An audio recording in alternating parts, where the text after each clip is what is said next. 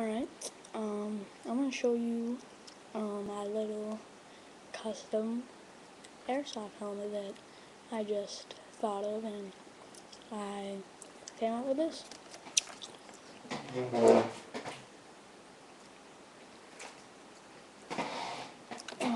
Okay, so see these little holes? I don't know if you can see, but these things, these are zip ties, and you just put them in the hole and you tie it tight.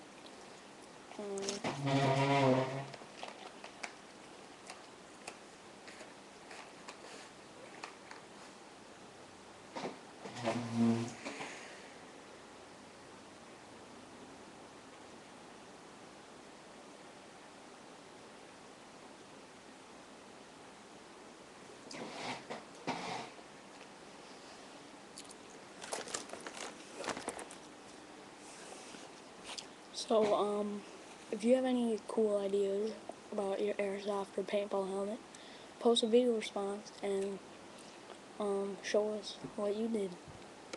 Alright, see ya.